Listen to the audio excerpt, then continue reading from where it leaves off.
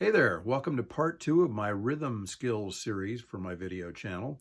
What we're going to do tonight is I've got a two-page worksheet set up. There are going to be PDFs at the end of this video for you to look at. I'm looking and trying to figure out a way to get these downloadable from my website or possibly from my video channel. I honestly don't know what's possible right now, but I'm going to try and get that done so that you can have copies of these for yourself. So what we're going to do is start off with we're going to start off with whole notes, progress all the way through half notes, quarter notes, eighth notes, all the triplet combinations, eighth note triplet combinations, and finally 16th notes and most of the 16th note combinations that you'll routinely run across when you're reading this stuff. Now, of course, some of you are probably already thinking about flipping away from this because I might be asking you to look at a piece of paper and read some rhythm notation, but it's a pretty important skill to have. I hope you'll stick with it and hope that that it'll turn out to be a useful thing for you. One of the things I found when I do rhythm workshops in my jam camps or in my lessons is that people can very often repeat a rhythm immediately and perfectly when they hear somebody do it. And I think it goes into some kind of short-term memory and then they sort of parrot it back. But if they had to identify it from a recording or be able to look at a piece of written music and understand, what rhythm those symbols actually indicated, in a lot of cases, they're really kind of helpless to do that. And not acquiring that kind of reading skill really cuts you off from a lot of information that's out there, that's in print, that's on videos, online in various forms. You're not always going to be able to find somebody who can talk you through what it is that you're trying to do. So the more, independent you can make yourself, the more effective you can become as a self-teacher. I think that's time well spent and something that will really help you over the long run. So got my old buddy, the metronome here. Love my metronome. Most of you probably, if you have them, you hate them. I guess maybe it's love-hate with my metronome because, hey, it doesn't tell me what I want to hear when I'm not playing as well as I want to. But anyway, it's an important tool to be able to use. Got it set for 72 beats a minute here. There we go. Music to my ears. So what's going to go on here is I'm going to go through, I've got a full 15 measures of each of these rhythms, 15 different kinds of rhythms. And I'm going to go through them one at a time. And I'm going to first tap them out on the guitar, and then I'm going to grab a pick and do them as a scratch. And then third, I'm going to do them as a single note picking pattern, So those typically the three ways that we guitar players would tend to use this stuff. So being able to beat it out as treating your guitar as a drum is cool in the beginning because, of course, it takes any of the technical issues of the piece that you might be trying to play right off the table. We're not trying to play a piece of music. We're trying to translate rhythms that we're learning to hear into the techniques that we need to operate the guitar and make it sound the way we want to, okay? So by simplifying the problem and then gradually building it back up and making it more complex, hopefully that'll, put you on a good path to really learning how to work with this stuff. Okay, so here we are, 72 beats a minute. So what's going to go on is I'll just be tapping out. Now, whole notes, really exciting because you're going to hear me tap once and then it's going to count 4 beats after that. So 1, 2, 3, 4, and 3, 4, 2, 3, 4. That's all it is. It's a whole note because one sound is going to fill out the whole measure. Oh, makes sense? Okay, so the next measure, half notes. So I'm going to be tapping on beats 1 and 3. Here we go. So 1, 2, 3, 4, and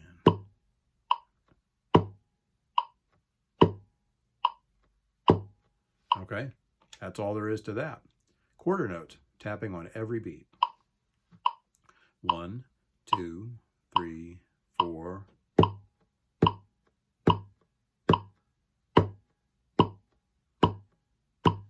And that's it for that.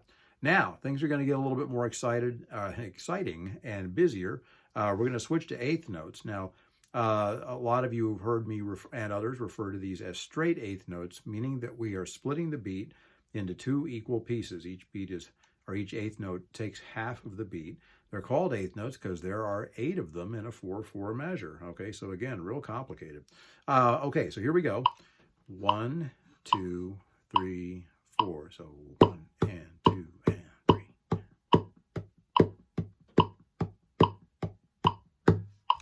And that's all there is to that. Okay, now here's where things get a little bit more challenging. In this next example, what I'm going to have you do is to tap only on the 8th note that falls on the and of each beat, the second half of each beat. So you're going to hear the metronome click, and then you're going to hear that alternate with me tapping the top of the guitar. So it'll sound like 1, 2, 3, 4. So 1 and.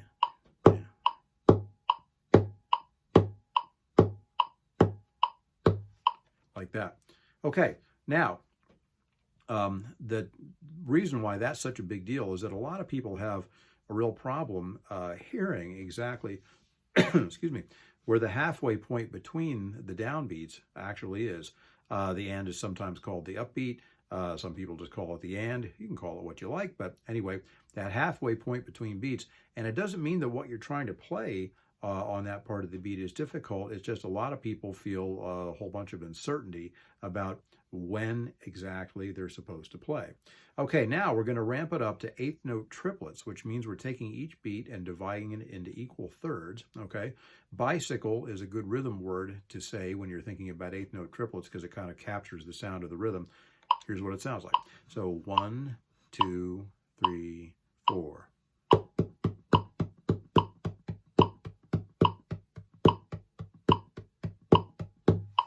Okay, so 3 even strokes per beat. Now, here's a really common shuffle 8th note or blues 8th note feel. This is on the 1st and the 3rd note of each group of triplets. Okay, so if you were counting the triplets 1, 2, 3, 1, 2, 3, 1, 2, 3, like that. Now, I'm only going to be tapping my hand on the 1st and the 3rd of each group of triplets. Sounds like this. So 1, 2, 3, 4.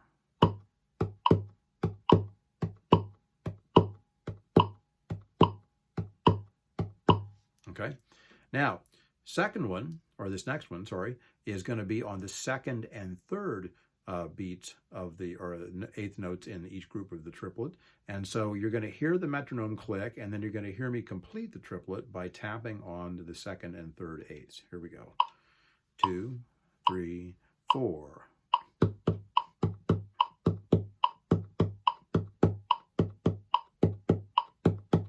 Okay, like that. So, not too bad.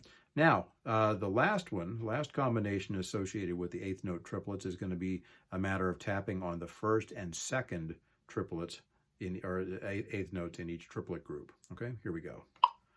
1, 2, 3, 4.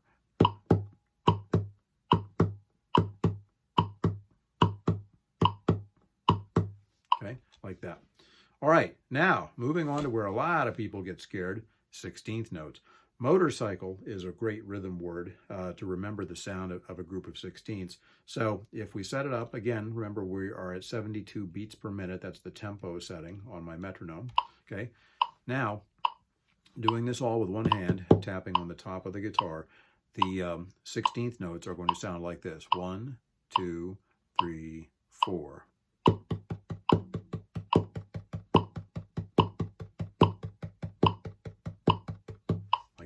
Okay, so next one is going to be 2/16 followed by an 8th note. Okay, sometimes people will say jingle bells for this rhythm. It kind of makes sense when you hear it.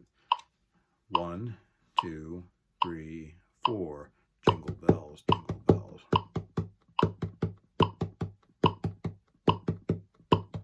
Okay, next one is an 8th note followed by 2/16 notes. Now at this point, from the descriptions I'm giving you, 16ths followed by an 8th or an 8th note followed by 2/16ths, you might want to flip to the back of the video. And again, I hope that I can arrange some kind of a download thing for these sheets so that you can see what the cymbals look like.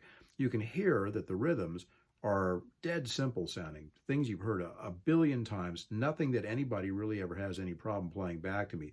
But again, one of the the hills to climb with all this stuff is to be able to look at the rhythm symbols on paper and immediately hear what sort of rhythm they represent. Okay, so here's the 8th note followed by 2/16ths in each beat.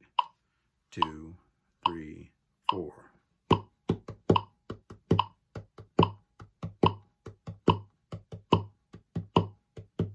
Like that. Sometimes people call that the gallop. You can kind of hear why.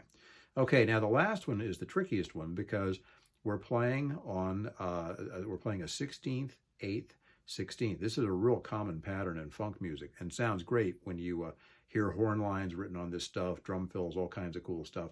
But again, it's a little bit tricky to hear. Not hard to play, but to be able to look at the cymbal and be able to confidently hear it and play it, always a little bit challenging. So here we go. 1, 2, 3, 4.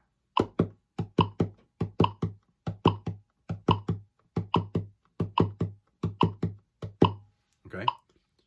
Now, 2 more to go, and we'll be done with all this, and I'll switch over to strumming and picking on the guitar.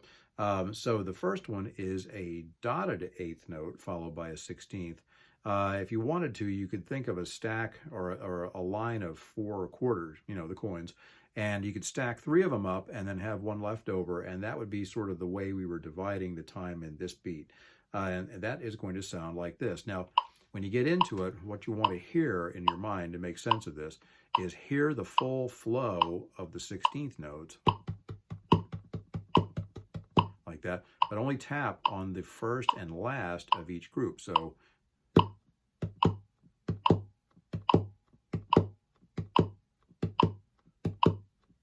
like that. Okay.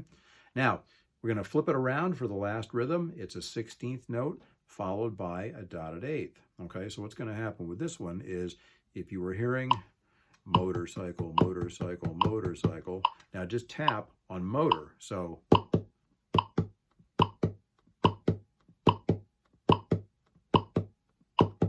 okay, so I hope you can see and hear from this that really none of these rhythms is any big deal. Sure, faster tempos, harder for your hands to keep up, stuff like this.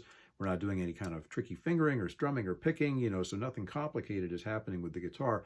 But we can't ever be better musicians than our ears will allow us to be. And so it's always best, I think, to start something new like this from the point of view of whether or not you can hear it and understand what you're hearing, readily call it to mind, recognize it when you hear other people do it. You know, you got to be able to hear this stuff because rhythm is really the glue that holds everything together. Okay, so got my guitar pick. We're going to start off with strumming. I'm going to go all the way back to whole notes. But what I'm going to do here is I'm going to run through each of these rhythms 2 times, and then I'm going to count to 4 again and then progress to the next one. So I'm not going to be talking. So, well, I don't know. We'll see. Maybe I'll talk. You never know. Okay, here we go. So this is just the whole note. A single strum on beat 1, 2, 3, 4, and 2, 3, 4, 2, 3, 4. Half notes. 2, 3, 4. 1, 2, 3. Quarter notes. 1, 2, 3, 4. 1, 2, 3, 4. Okay, so pretty cool so far. Now, you'll see that when I switch to the 8th notes, the straight 8th notes coming up next, I'm going to continue to do that with all downstrokes. That's because I know that I'm heading into being able to do some 16ths, and these 8th notes played with downstrokes are going to fall in the same place when I play 16ths. My hand is already moving at 16th note speed. I just have to put in the up strums instead of missing the strings when I bring my hand back up. But I don't really have to play any faster than I'm already playing when I do this. 1, 2, 3, 4. So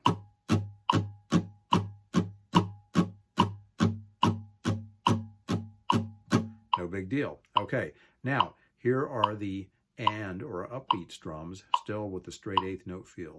So 1, 2, 3, 4.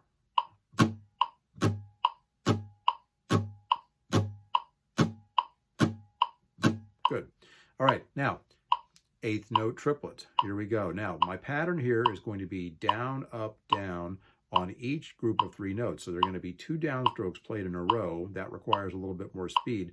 The reason I'm doing it that way is I like the solid sound of a downstroke on each downbeat when the metronome is clicking, when you'd be tapping your foot. By the way, you should be tapping your foot during all this stuff, but remember, your foot should stay only on the quarter note. It shouldn't start jumping around trying to follow the rhythm that you're playing with your hands. Okay, here we go. Eighth note triplets. 1, 2, 3, 4.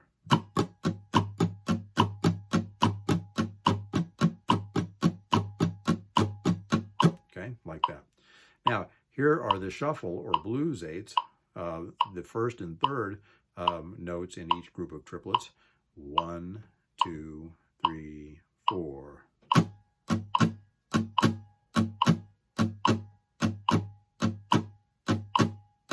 Okay. Second and third notes in each group of triplets.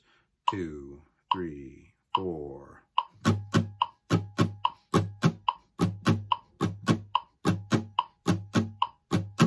Now you saw me mess up the pattern when I started. I did it with both downstrokes. It wasn't really a mistake, but to be consistent, what I should have done is to go 3, 4, up, down, up, down.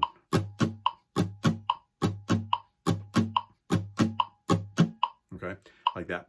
All right, now, first and second groups notes in each group of triplets, so that's going to be a down-up pattern. 2, 3, 4.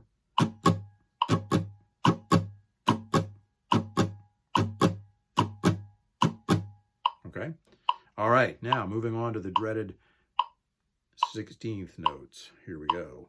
2, 3, 4.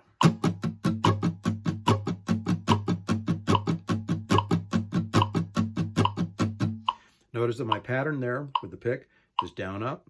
In each case, I need that that efficiency of the downstrokes alternating with the upstrokes in order to be able to move smoothly through that rhythm. Again, here's a little bit of it.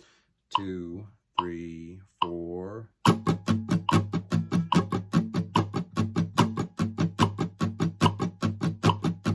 Okay, here we go. Now, 2 16ths followed by an eighth, okay? The Jingle Bells rhythm.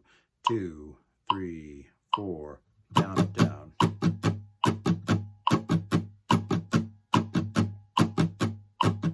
Okay, an eighth and 2 16ths, okay? The gallop. 2, 3, 4, down, down, up.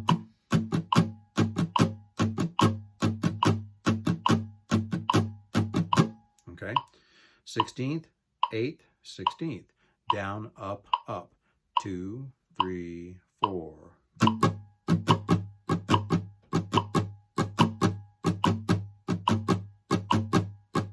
Okay, and then last but not least, the dotted eighth followed by a 16th. So remember, first and last of each group of 4 16th notes. So you want to hear motorcycle, but you're only going to play.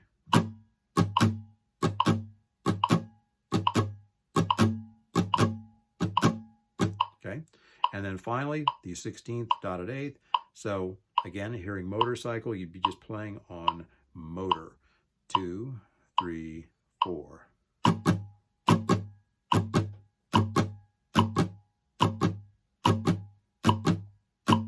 Okay. All right. So that's all of the rhythms played strum style. Now what I'm going to do is just switch over and just pick stuff on a muted but otherwise open string. String 4 in this case. Okay, I'm going to follow the same combinations of downstrokes and upstrokes that I was playing when I was doing the strumming. Now, of course, it's just the scaled down motion that you use when you pick. Okay, so starting off at the top with the whole note.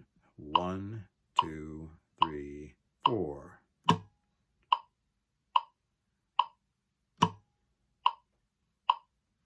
Now, some of you may be wondering, like, GJ, why do you want us to practice something that's so easy to do? And what you're really trying to do with that is use the opportunity of these picking or strumming or drumming events to be so widely spaced to really try and get your timing as perfect as it possibly can be. So you've got plenty of time to think and to listen to what you just played and kind of make a decision about whether or not it was as good as you wanted it to be.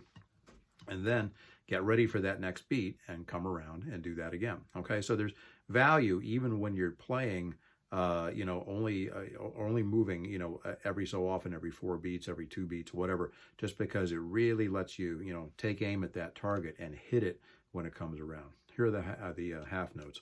Okay, 1, 2, 3, 4.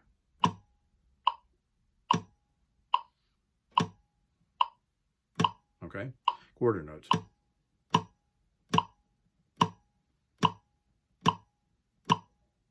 Okay, now we're at the straight eighth notes. Again, I'm going to keep these all downstrokes because that's going to get me set up to be able to do my 16th notes more easily. So 2, 3, 4, 1 and 2 and 3 and 4 and. Okay, offbeat eighth notes. 1, 2, 3, 4.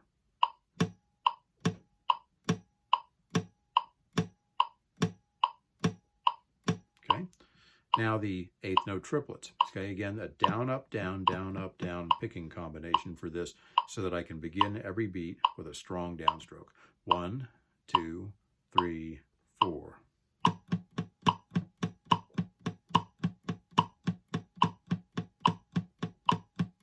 Okay, the shuffle eighths, first and third notes in each triplet group. 2, 3, 4.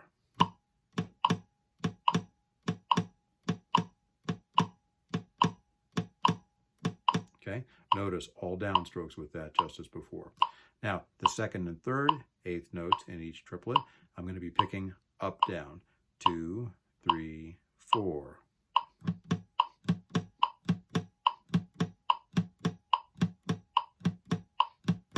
Okay, and finally, the first and second eighth notes in each triplet group, we'll be picking down, up. 2, 3, 4.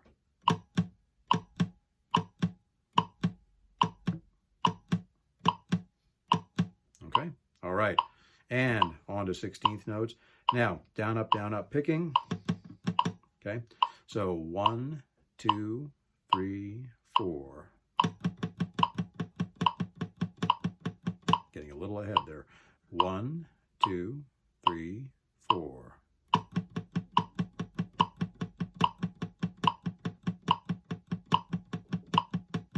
Okay, all right, 2 16ths followed by an eighth. 2, 3, 4. Down, up, down.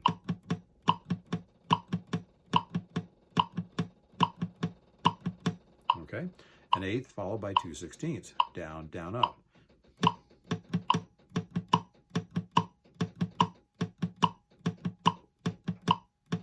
Okay, and finally the 16th, 8th, 16th, down, up rhythm. 2, 3, 4.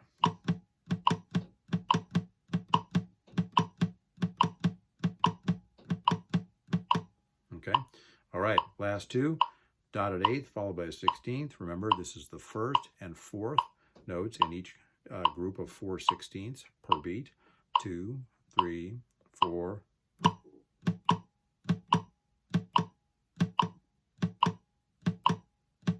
Okay, and finally, the 16th followed by a dotted eighth.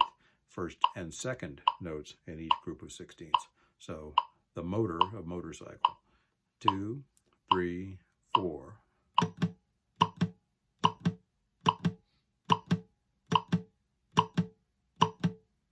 Okay, so there you go. You've got each rhythm 3 ways. Drummed on the top of the guitar, strummed on the muted strings, and then also picked on a muted string. So the reason I like doing the muted string thing is that you can really be sure that you're playing and hearing each rhythm clearly when you do it like that.